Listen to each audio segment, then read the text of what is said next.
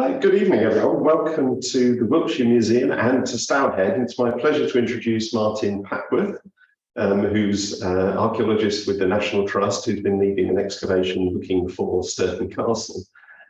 This is a two-part sort of session where I'm going to be talking a little bit about William Cunnington and looking at some of the background material about his relationship with Sir Richard Colt Hoare, and why the library at Stourhead, which is where Martin is so important in the history of archaeology.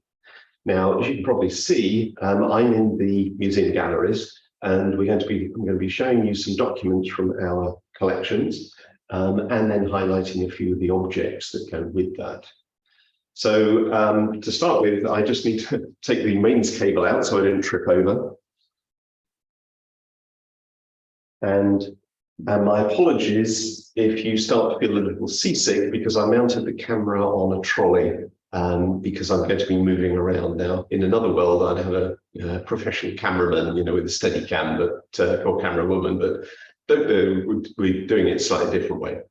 So the museum here in the Wiltshire Museum in Devizes, we've got fantastic collections, nationally important. And we really have this chap to thank for that, William Cunnington. Now, he was a wool merchant who lived in Heytesbury, and he was very successful. But as he was sort of advancing in age, he started to get gout, which was fairly standard for a gentleman of his time. And he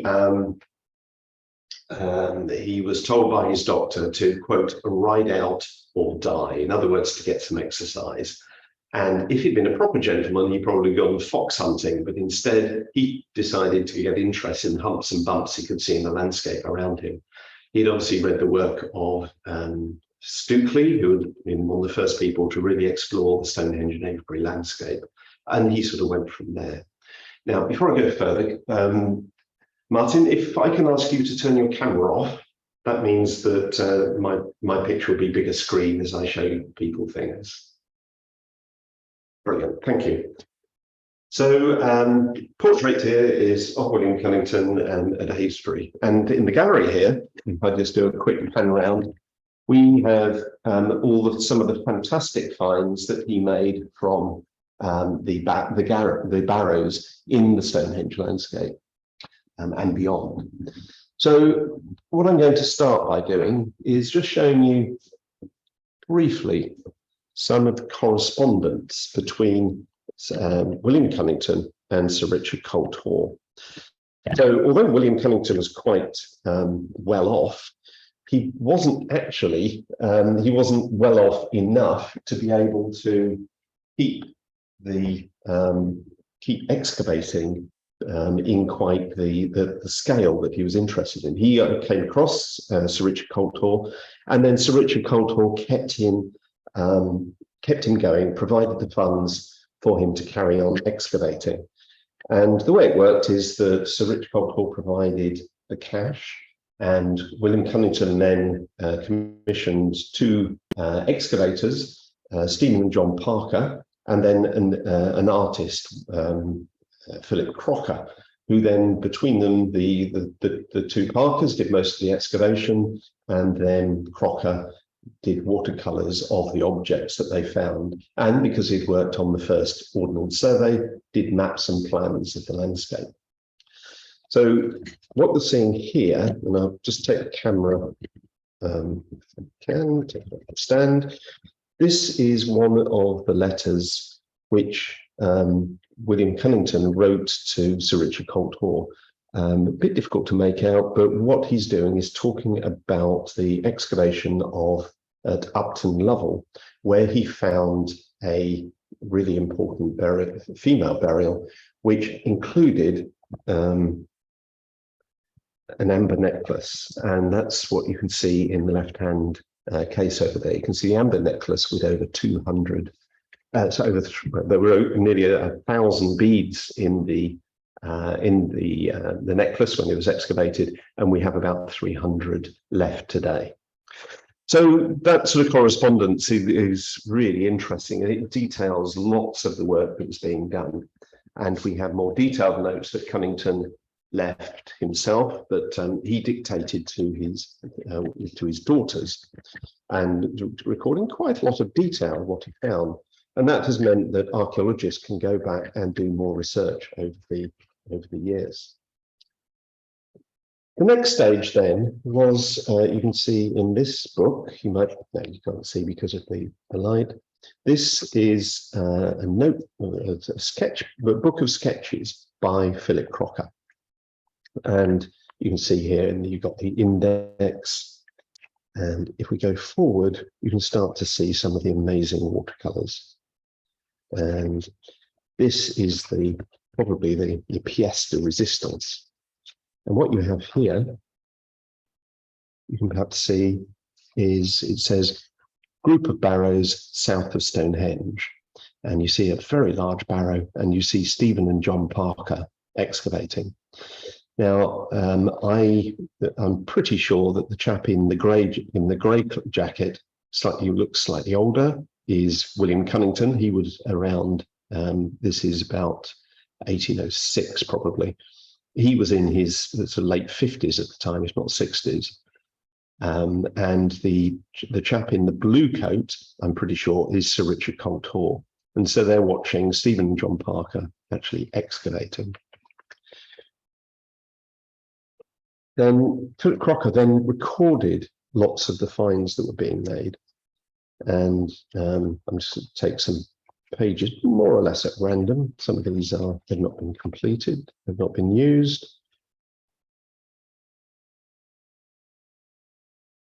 We have here, for example, he wasn't just interested in prehistory. This is a gorgeous Saxon glass beaker.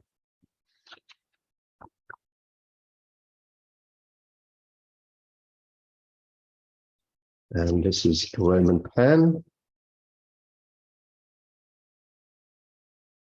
But as we go through, we have these most amazing watercolors. And you can see here the quality of the watercolor, the way that he really has captured the patina, the corrosion products on it. And I love this one in particular. So this is what we now know as a razor, but you can see that he's trying to see how this would work as a dagger. And he's drawn a pencil sketch of the blade of a dagger, and then he scrawled it out because he realized that it could never have worked like that. And he's realized that actually it's sort of semicircular here. So you can see that process of working out what these things are. And he's probably the first person to actually excavate and record one of these. And then as we go through the book, we'll find the ones for Bush Barrow, I hope. When we get there. Oh, we have more here from Upton Lovell. This is one of the gold cones that is wrapped over a shale pendant. Stonehenge urn. And then this is one of my real favourites. This is a sketch of the handle of the Bush Barrow dagger. And you can, Cunnington talks about how John Parker scattered the shining points of gold with the end of his trowel, because as he was using his trowel, he dug into the handle of the dagger. So he had no idea that it was going to be there. And you can see in the detail here, you can see the damage to the top of the hilt, and you can see the real detail of the zigzags of the decoration in the dagger. Remembering that that decoration is made of studs that are about the diameter of a human hair and less than 1 millimeter long. There's over 100,000 of those tiny studs making the decoration. So these are sort of initial sketches. And that was then, as Sir Richard Colt Hoare got really involved, he decided that he was going to publish the results of this. And the next stage then was this, which is a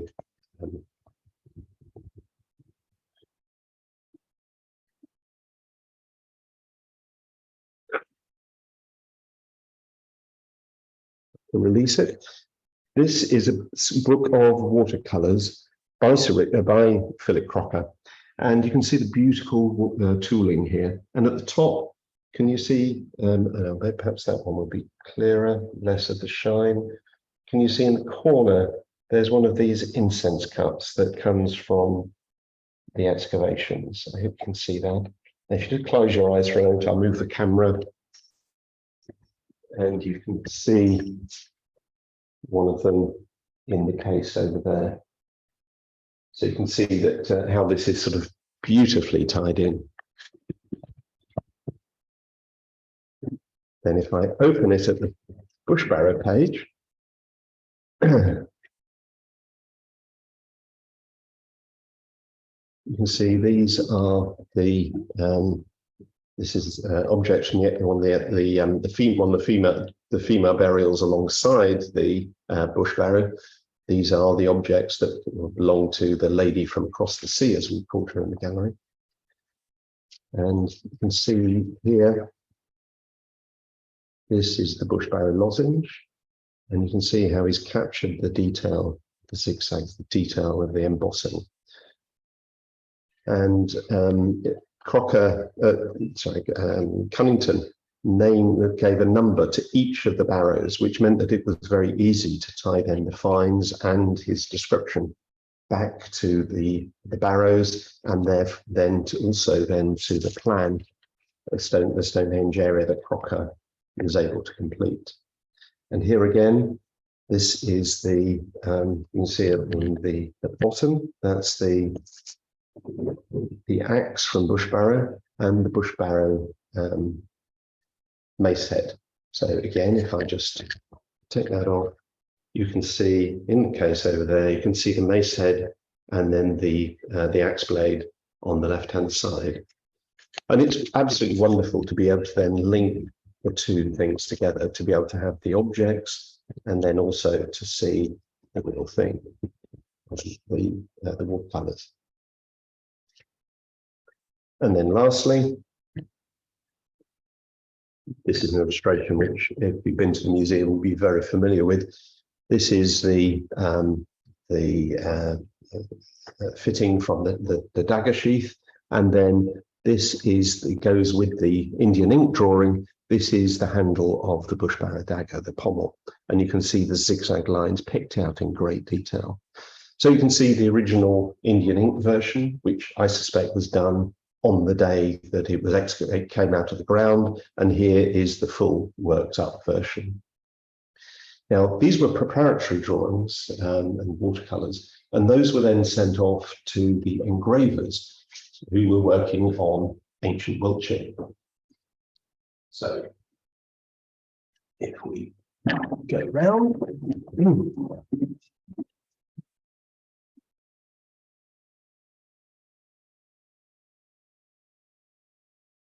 so this is a copy of Ancient Wiltshire.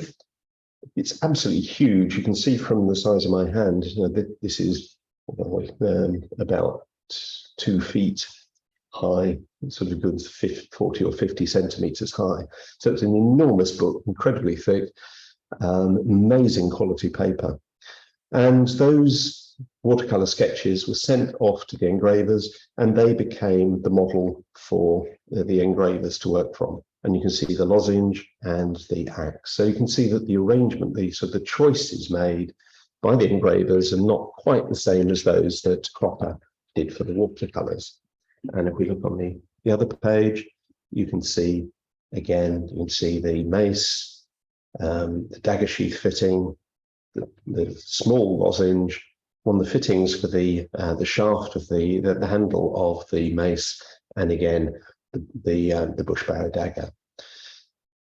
But there's more as well, and there are lots of plans of the sites and so on. So I'm just open this page completely at random, but you see an incredibly accurate survey of Stonehenge that Crocker has done, and this was the most accurate survey of Stonehenge until the 20th century, apparently.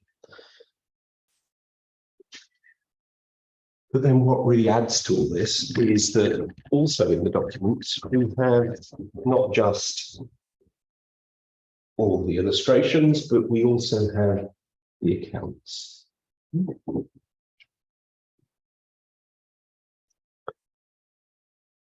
So here we have a document which is sort of an account of the all the work that was carried on for ancient Wiltshire. And if you look here, you have drawings of gold articles from Upton Lovell. Those are the ones we were looking at earlier. £1, 1 shilling. So that's a guinea for doing the illustrations. And we've got these for the payments that were made to Philip Crocker, but also to the engravers and the printers. So we have a complete record of the production of ancient Wiltshire. And then just one last thing I'd like to show you, which I think is absolutely gorgeous, is the frontispiece for ancient Wiltshire. And if I can find it, here we go. Just move around again.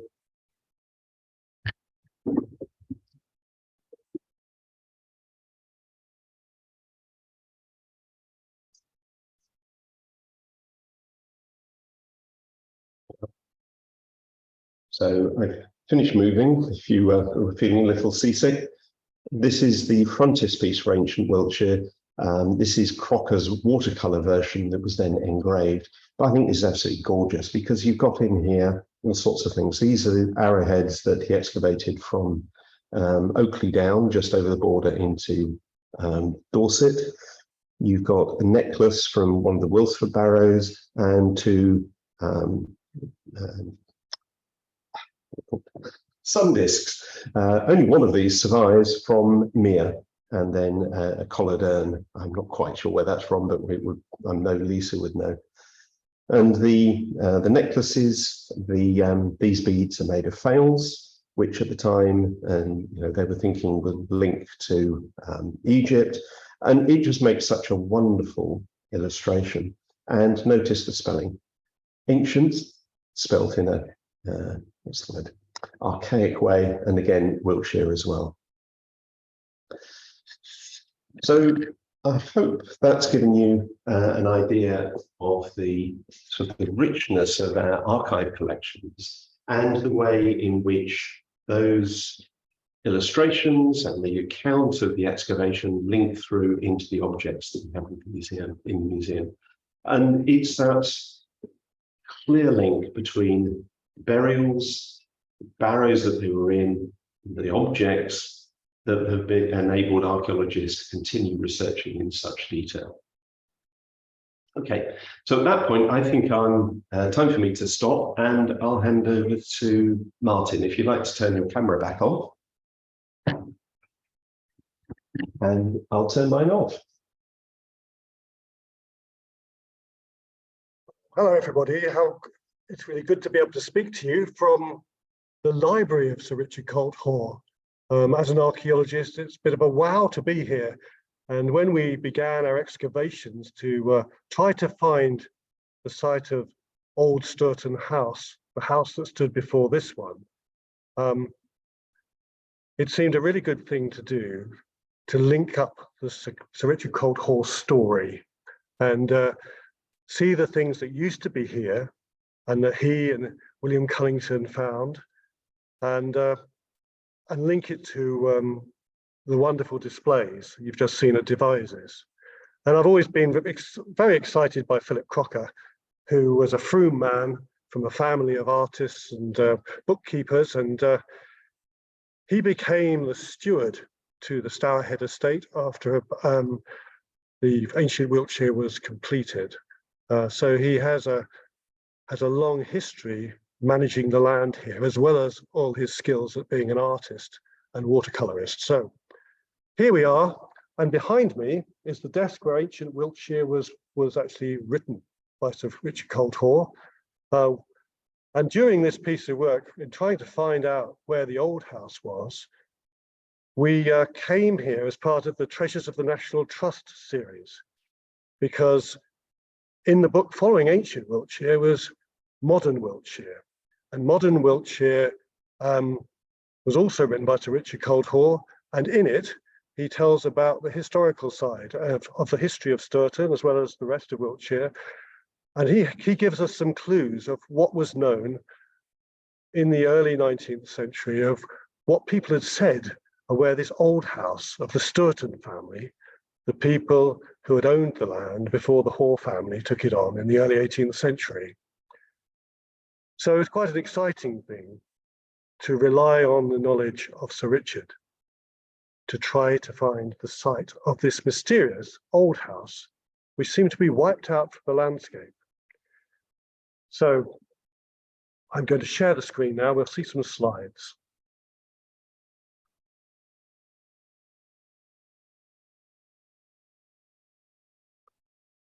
Here we are.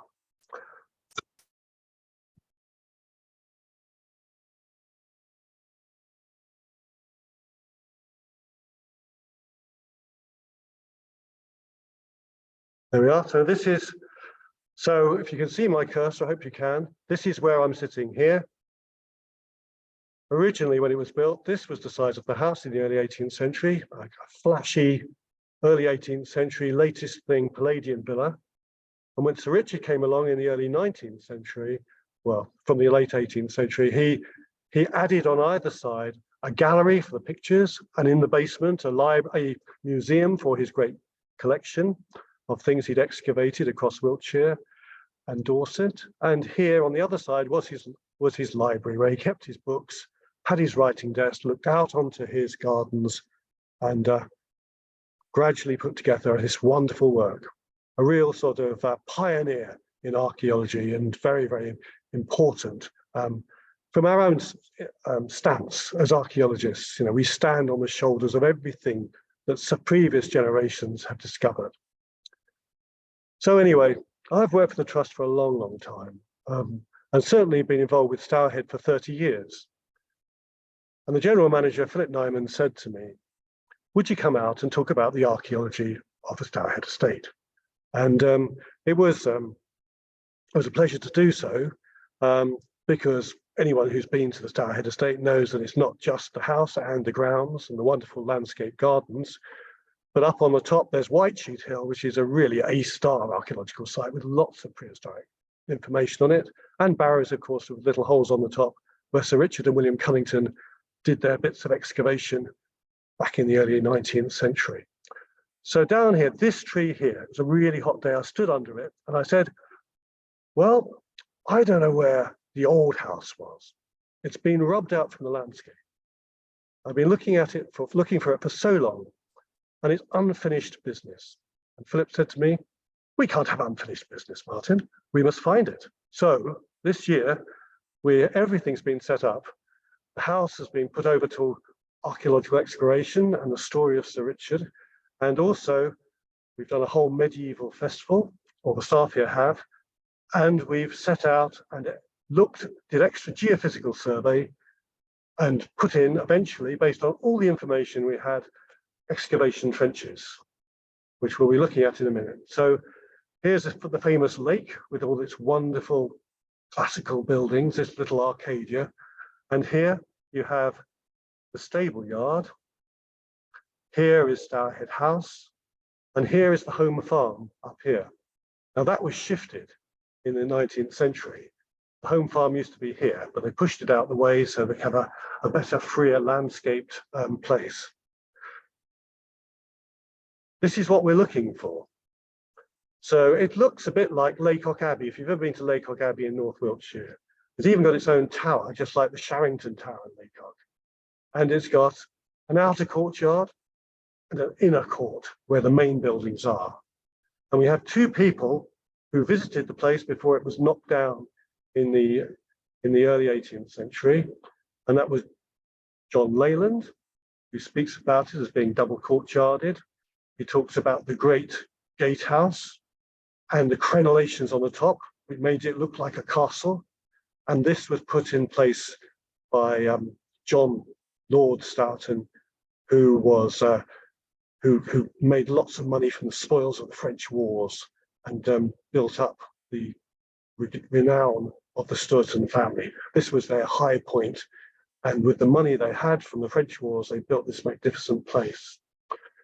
The other person who came here was John Aubrey, and in 1674 he talked about the chapel, the open halled kitchen, the great open hall, and he talked about the chapel with its lovely glazed tiles at the bottom, with the figures WS for William Stourton on them, and also figure of a barrel and a tower, which was their insignia. And so in our excavation, that's what we're talking to each other about. We say, if we find that, we found the site of the chapel.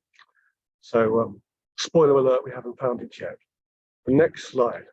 So go to Laycock Abbey. If you want to try and imagine what Stourton House was like, this is your example. There's the Sharrington Tower there. This is the great inner court where the abbey was built upon in the Tudor period.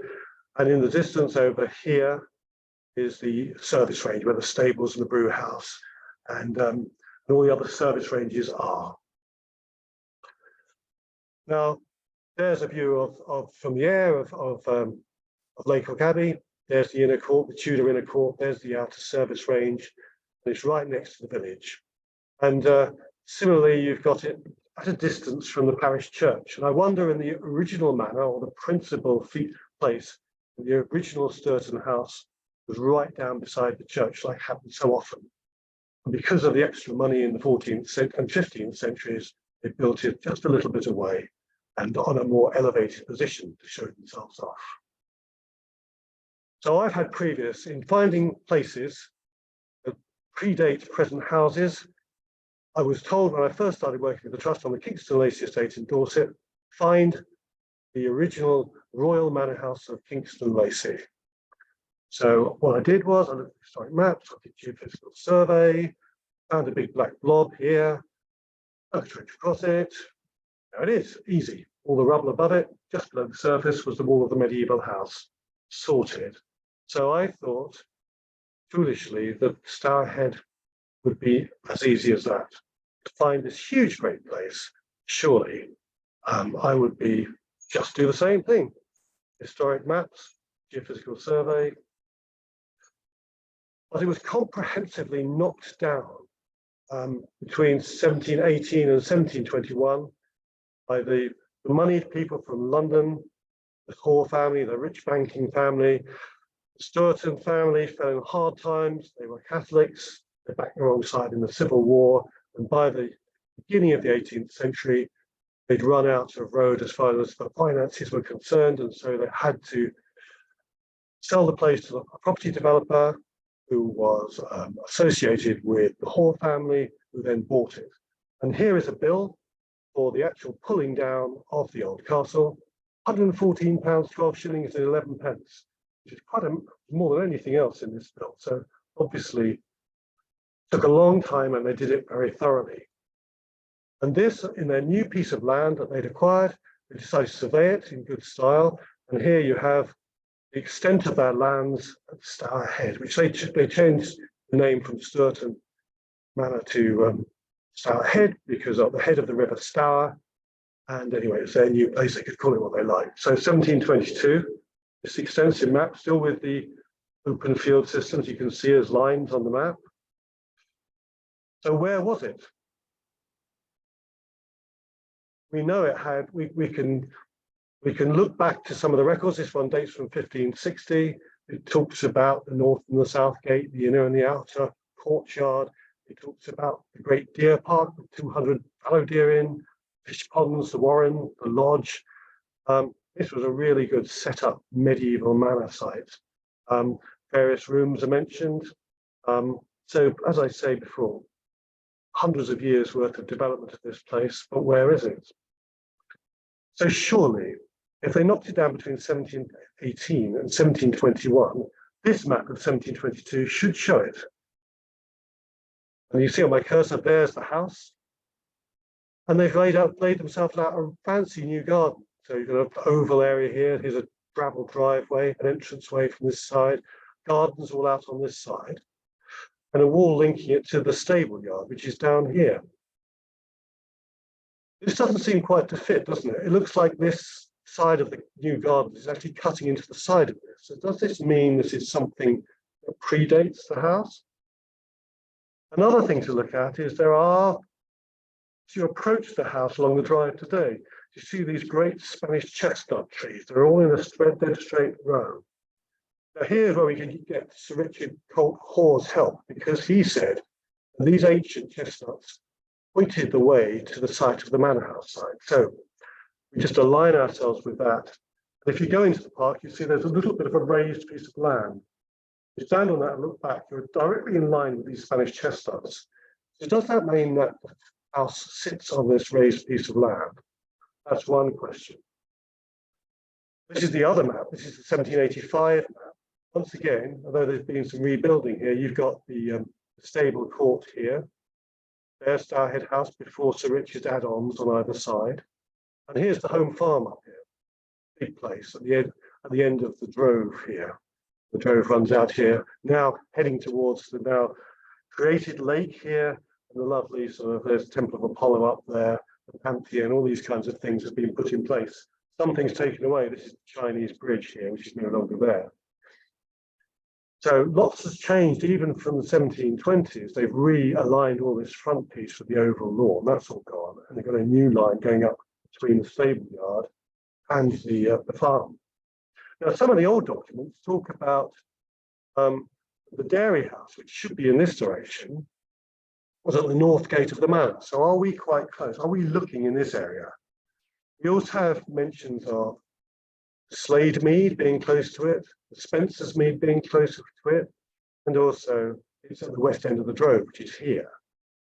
So surely, if we did geophysics in this area, we would find this place, which is huge. So surely somewhere in this area, in front of the house. And once again, Sir Richard tells us that it was on a lesser hill, directly opposite the main house, and that people he knew of still mentioned the cellars that were still known in the area, which once belonged to old Stourton House. Well, if you go down into the basement of the house, there are cellars. So is the house built on the site of the old house, or part of it? There's blocked up fireplace there, bricked up. There's some quite chunky stone, but nothing that looks particularly Tudor or medieval in there. So I had Meg Sims, who was a student at Bristol University. She helped me out in the 1990s and early 2000s, and looked at all the history around it, try and track down the place. We also did a lot of geophysical survey. And you can see all the different areas we went to do the geophysical survey, both magnetometry and earth resistance. But we didn't come across anything. It just the actual sort of results were very poor. So the other thing is that could it be on this side of the courtyard? Could the courtyard be part of it? This gateway here, according to Sir Richard, was actually here, was actually moved by him and was part of the original south gate to the manor, and was actually shifted by him to its present position as you drive into the house. There it is. It's been done over, I think. It's not quite as it was, but still, it's a chunky thing, and it used to sit where those two dormer windows are. That's where the stable block is today. And he shifted it all the way down there. There's the stable yard. Are there any clues from the building stone in there? Well, there's the stables, early 18th century stables, perhaps with bits of chunky masonry in that must have come from the manor house. There's the view out into empty space. Perhaps if we dug a hole in the grassland here, we might find a part of it. So we did that. While Meg Sims was doing her dissertation, we dug right in front of the stable block by the gateway there and found deep, deep soil with rubber, a bit of brick near the top. And we went down about almost a metre. I thought, no, it's not there. It's too deep. And we gave up. We were foolish. So the next slide gives you once again the view and a different alignment along the chestnut trees towards where presumably the house might be. So we're going to, as part of this search, we decided to do LiDAR, looking at in great detail the earthworks of this area. And we were also going to use a lot more sophisticated geophysics and call in the experts to do that for us. So the property budgeted for that kind of thing, and we brought in Anne and Martin Rosier of Tygo Geo, and they looked at the place for us. So this is one of the documents talking about the relationship of the house, the Barton adjoining the north gate of Stourton House. You can see that. So all these little bits of documents are just give us clues to its alignment. It doesn't say exactly where it is.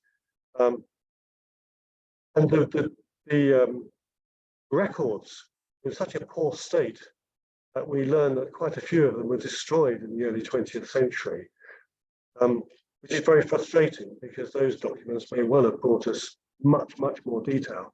At Kingston Lacey, we had all the manorial records, which told us lots of detail about how the house was laid out. So here is our LiDAR placed over the top of a modern map and faded out slightly.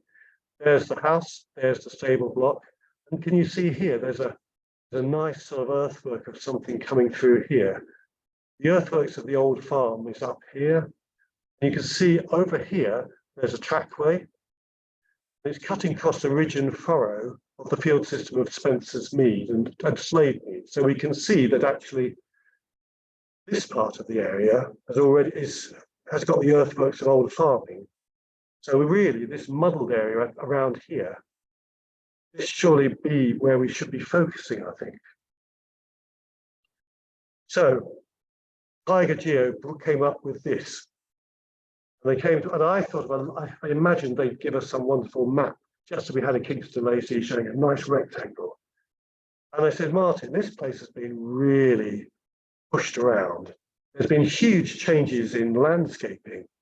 After those two periods of gardening, more formal gardening, they went into a capability brown type mode and pushed stuff all over the place and got rid of the farm and made the whole thing look sort of picturesque, capability type landscape. So they've moved a lot of soil. But what I can tell you is there's a lot of debris just in front of the stable block. And this red area here is where they thought, if you're going to put any trenches in, that's probably the best place to do it. And then the National Trust acquired a ground probing radar kit.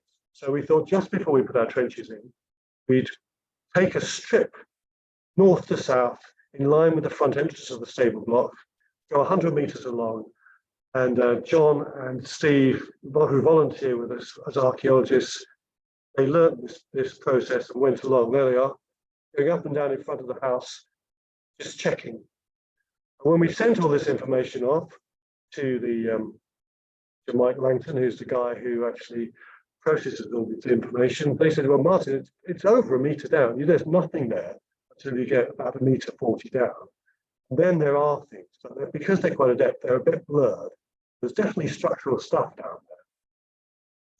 So this is what I decided to do. That's the mound which the chestnuts face towards, that one there. So we're going to put a trench in there. These two are on the site of where they believed there were actually structures from the GPR. This is where and also on the spot where the geophysics seemed to show a lot.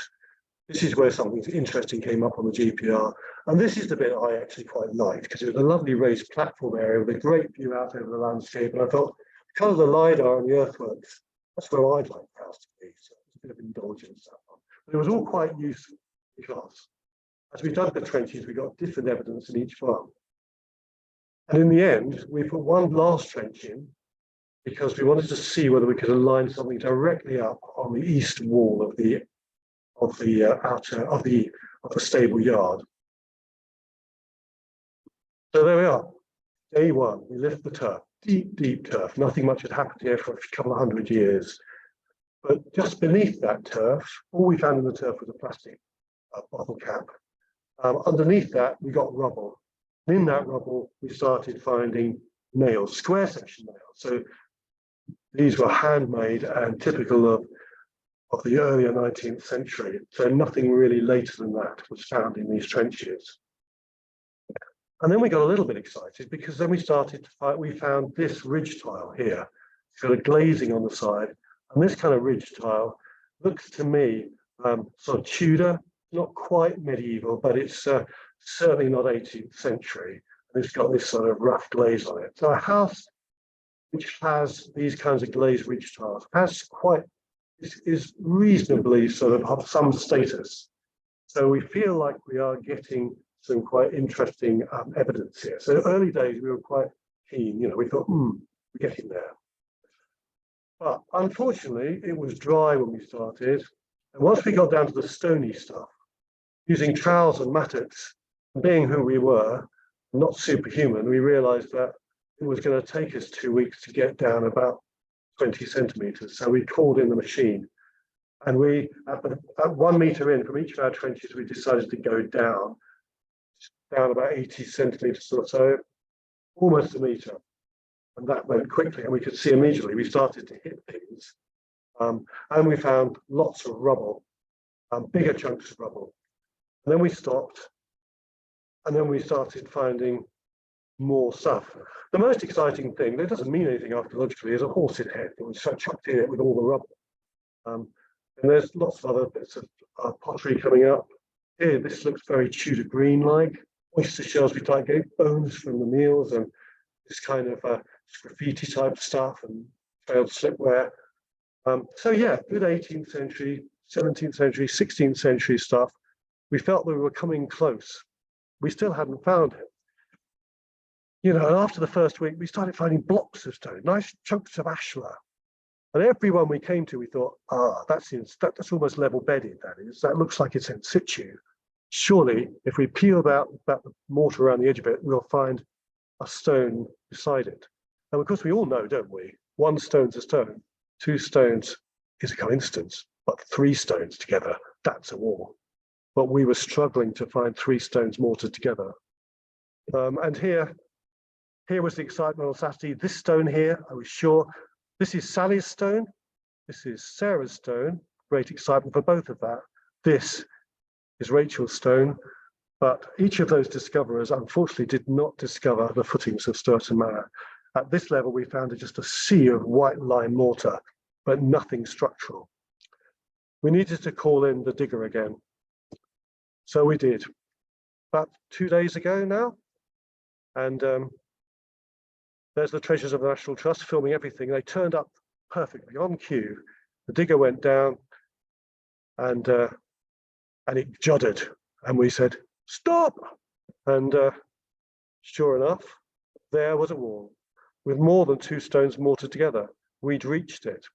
And just beside it were 2 sherds of Westervelt pottery, which is nice late 17th century diagnostic pottery. So that's where our deep trench went. That's where we found our bit of wall in that one. And I'm going to show you this trench had black stuff in it, but hardly anything, no structural remains. This one was pretty much bare soil with a few bits of medieval pottery and stone and stuff in it, but nothing very special. This sort of key trench, which we did on the line of the chestnuts, and that's the line of the chestnuts as shown on the 1722 map. It's just a mound. It's been landscaped a bit, and there's a bit of a gravel surface at the top. But when you look down through that mound, it's pretty much chert rubble, typical local natural soil. So not there. This trench, and this trench hit gold, and somewhere this I would suggest to you is the area of Stourton Castle. This is just outside it, and that definitely isn't. So it's not actually my favourite site from landscape point of view, isn't the site, but it might have been the bowling green, because we know in the Tudor period there was a bowling green here.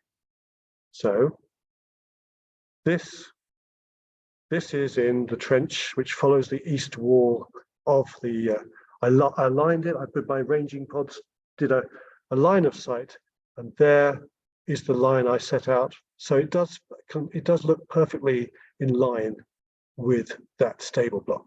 So whenever you go into the stable yard, you can now think of yourself as being in the inner courtyard of Stourton Castle or Old Stourton House. And in the other trench, we actually found a fireplace, and there it is. You can see it there. There's more of it visible today, and that's part of the wall there. So we've got one more day to try to uncover as much of this as possible. And below the mortar rubble, we're finding huge blocks of Chilmark stone. This is the front piece of the fireplace with its chamfered face, which has fallen out from the fireplace as the whole thing's been knocked down. So there we are. The hunt for Stourton Castle has been achieved, and we now know it is. So in the years to come, we can walk out of this library, out into the foyer where there's this lovely picture of Sir Richard Colt Hoare with one of his drawings in his hand, walk out through the front door, stand out underneath the portico and point right in front of us to the site of Old Stourton House. So it's been an exciting 2 weeks, but I'm so glad I've got something to say, because David and I sort of thought of this talk over a year ago. Well, pretty much. Well, I don't know, a few months ago anyway. And up to about 3 or 4 days ago, I thought, what am I going to say?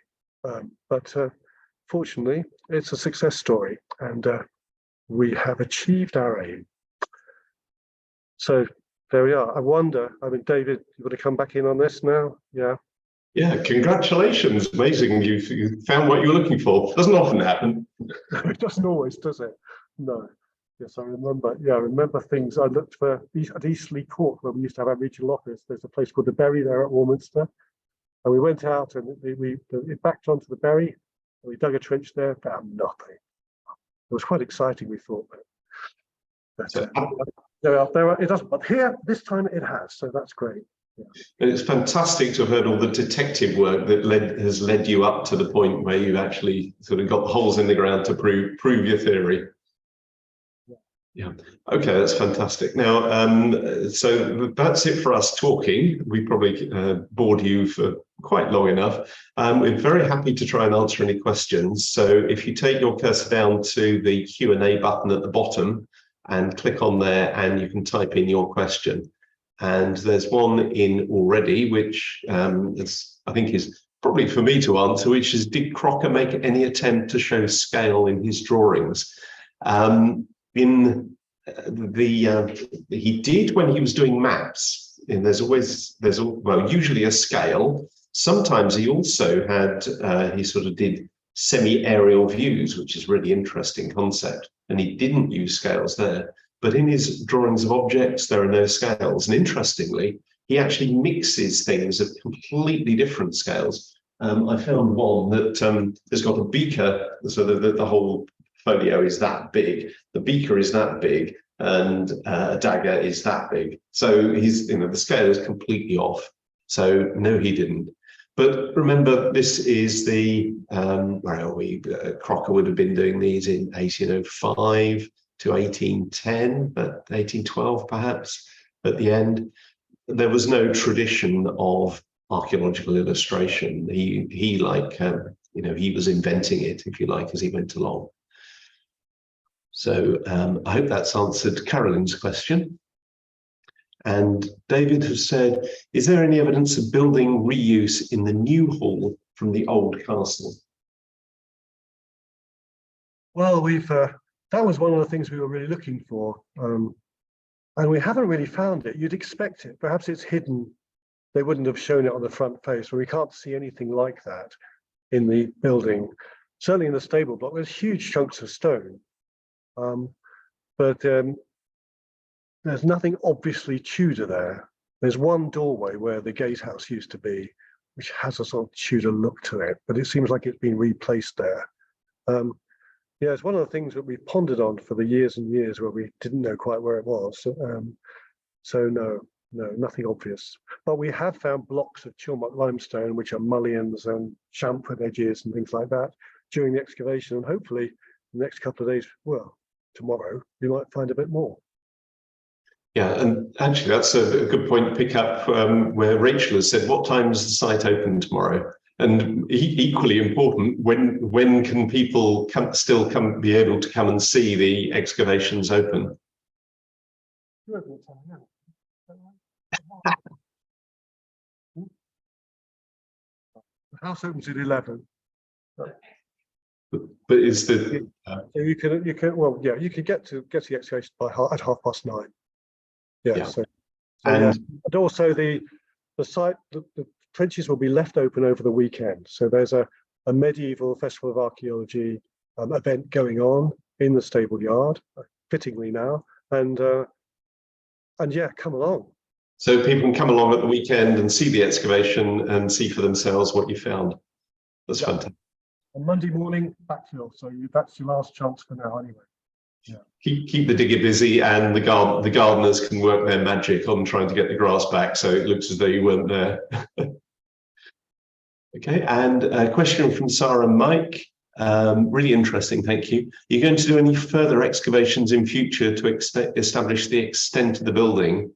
And the two for the price of one, I think. In the Stourton Castle, the first building on the site, was there anything before that? For the first question, that's being discussed at the moment.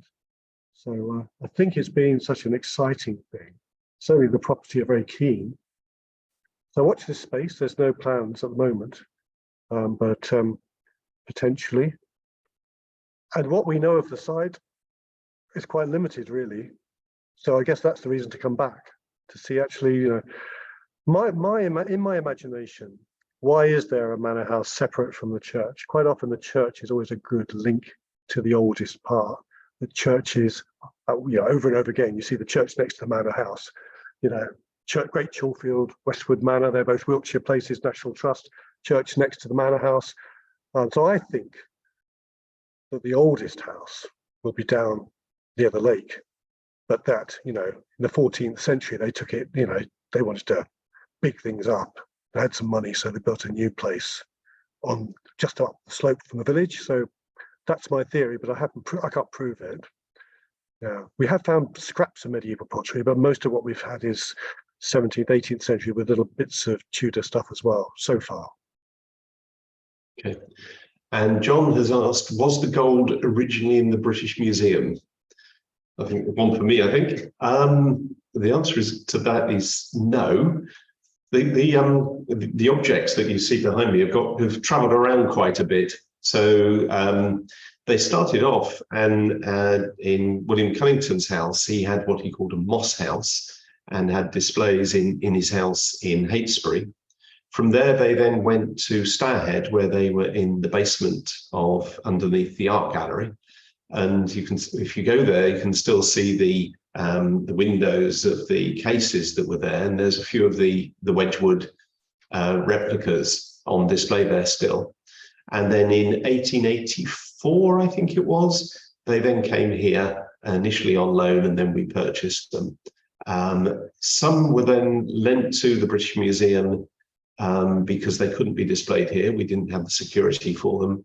And they came back here in the 1970s and then lived in a bank vault until we did the gallery here in 2013. So they have moved around quite a bit.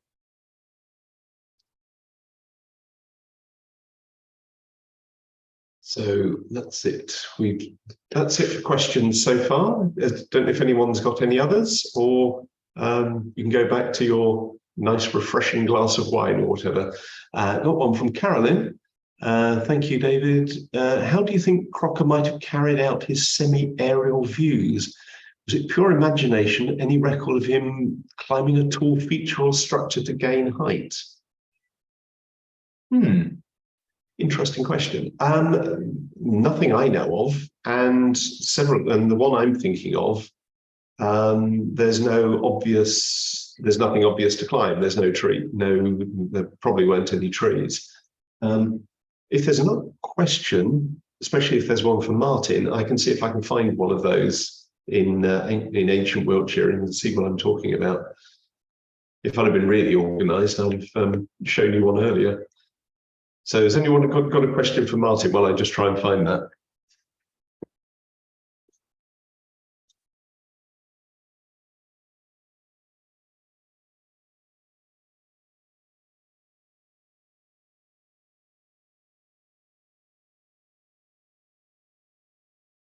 it's been quite nice to use the basement as our sort of tea and coffee break area, especially in the rain. It's good to see where he held his collection. I feel like you're very much a part of the story there. Yeah, it was very strange when we discovered it, because there was a cricket match going on behind us, and we had the house looking down on us, the cameras looking into us, and then because of the medieval reenactment, we had two medieval ladies who sort of drifted in to survey the trenches pretty much on cue. So it was quite nice to have that. So yeah, it was surreal, but rather wonderful just a couple of days ago. Right. Have you found it, David? Quick, yeah, okay. And were you answering Rachel's question there? I couldn't, because I was away from the computer. I couldn't hear that. No, I was just filling the silence.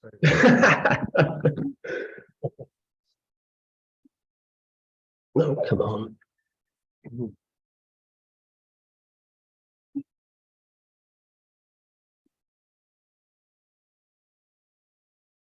Oops. Sorry about shuddering. That's the light. So this is a view of barrows at Winterbourne Stoke, and you can see how that is sort of semi-aerial and how he's showing the barrows from above. It's really quite interesting technique. No balloons, nothing to climb. You know, we know from Stukely's views of the Stonehenge area that there were no trees, and this is an example where the scales are different. So the incense cup is probably about that high. The collared urn is about so high, and these rings, the belt rings, are about that in diameter. So just to answer the earlier question about scales, and again, this is the classic one. In fact, that dagger is in the case over there. You perhaps see next to the necklace of wolf teeth. And here you have a beaker, which is going to be what, about sort of 10, 12 inches high, and the dagger and the bits of the pommel, you know, completely out of scale. So if you close your eyes for a moment, I put the camera back.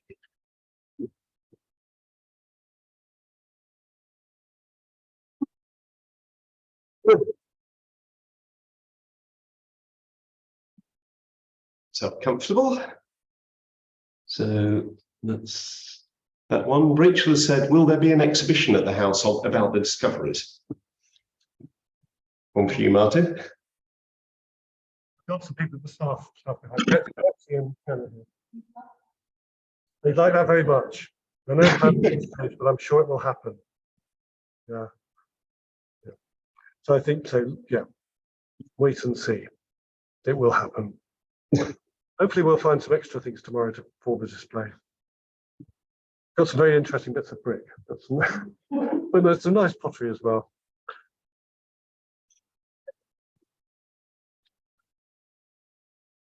So good. Oh, yes, it has worked. Sorry, I was just trying to get the camera back so it didn't fall off. Sandra has said Crocker was not the first to make oblique angle plans. Kip and Kniff, how he drew many of the large estates. Right, okay. I knew that Stukely had done that in the he visited in 1723 Stonehenge and Avebury and did some oblique plans. So that was a good way before him, but I didn't know about Kip and Kniff, so that's interesting. And then Jenny has said, you mentioned Great Chalfield. One for you, Martin. Does anyone look for the earlier house and moat there? Yes, Great Chalfield still has its part of its moat, and of course it was, though the family refurbished it, they did find a lot of medieval material in there.